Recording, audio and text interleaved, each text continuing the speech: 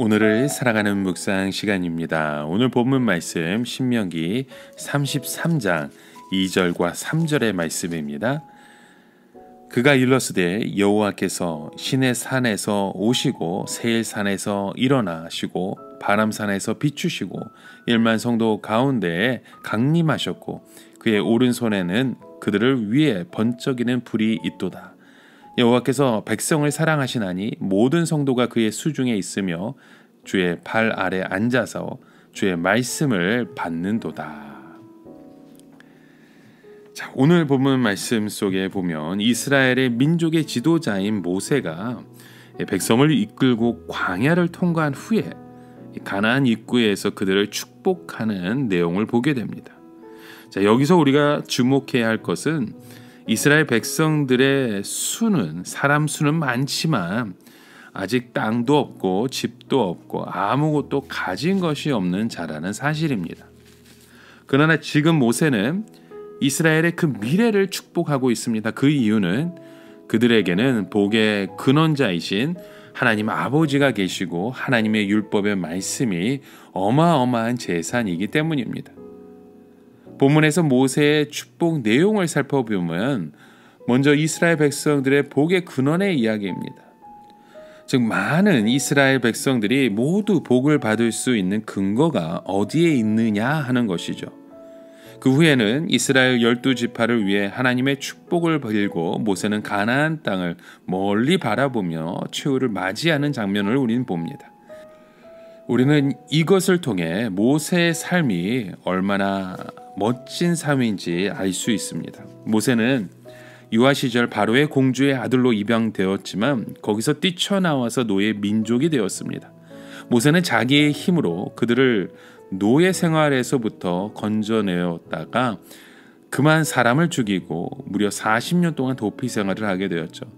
그러나 그는 광야의 연단을 통해서 하나님께 붙잡힌 후에 단 한 번 외에는 하나님의 뜻에 어긋나지 않고 죽는 순간까지도 하나님의 손에 붙들려 사용되었음을 봅니다.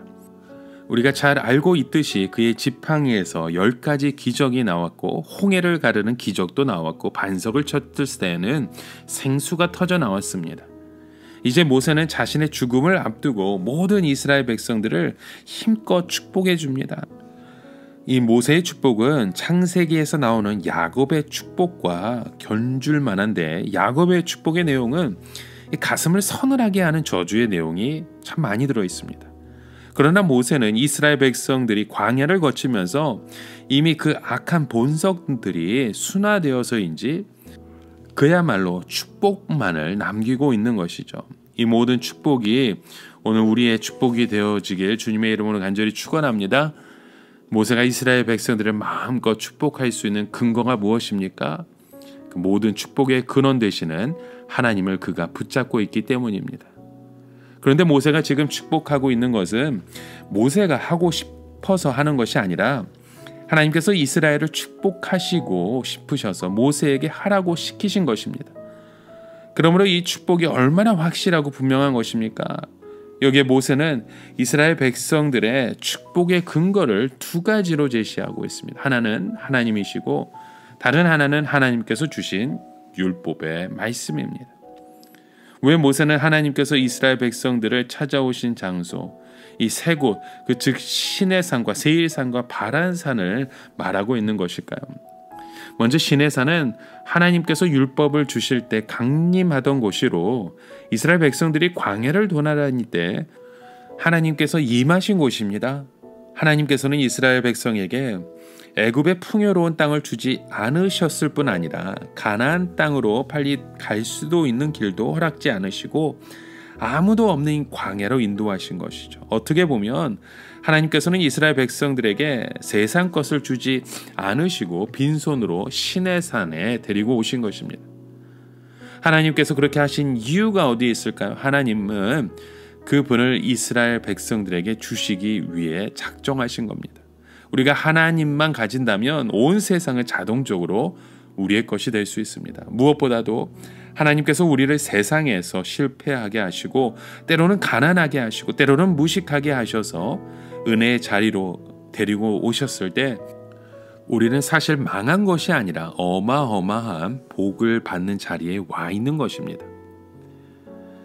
여러분, 오늘 우리의 삶 가운데 광야는 항상 찾아옵니다. 그러나 광야의 밤이 추웠고 무서웠다고 그래서 아무것도 보이지 않는 것은 아닙니다.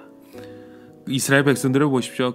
계속해서 그런 마음 속에 그런 고백을 합니다. 캄캄한 밤이 걷다가 멸망할 수 있다는 그 두려움 속에 사로잡힐 때도 있었지만 어김없이 하나님께서 세일산과 바란산에서 태양이 떠오르며 모든 추움과 모든 어두움이 다 사라지고 만 것이죠.